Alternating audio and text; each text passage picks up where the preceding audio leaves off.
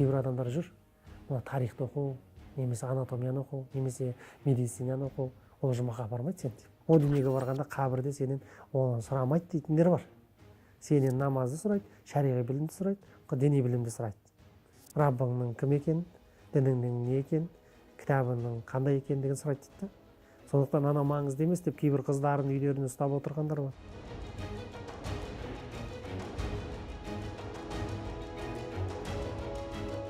Құдайды танып, намазыңды оқып, жаңағы негізгі парыз қылған дүниелерді орындап, күйеуіңе шығып, бала тауып отырсаң жетеді дейтіндер бар. Бұл білімсіздіктен айтылады сөздер.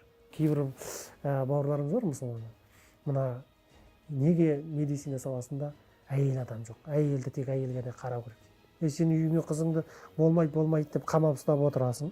Білім алу керек емес, о дүниеде білім сұрамайды дейсің да, өзің кеп әйел адам медицина саласында жоқ дейсің. Қызыңды оқыт бар медицинаны. Сөйтті әйел адамды қарататындай қылып, дәрігер қылып, маман қылып шығар.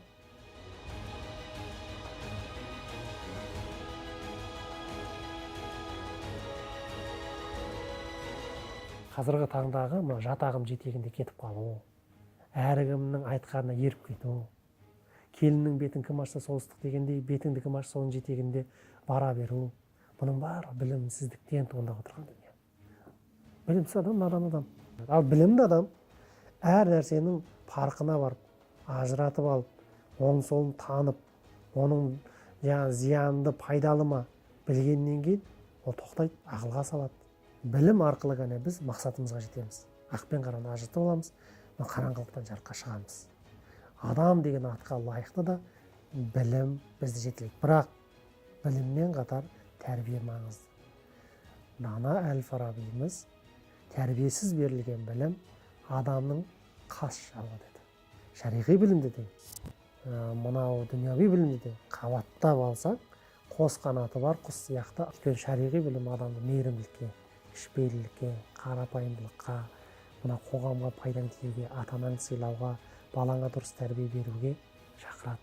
Шынайы білім адамды тікенекке айналдырмайды. Шынайы білім адамды піскен жеміске айналдырады. Піскен жемісті бәрі жегісі келеді, тікенектен бәрі қашады. Адам неғұрлым білім алған сайын соғұрлым иілу керек, қарапайым болу керек. Міне сол кезде оның бойына білім қоныпты деп айтылады.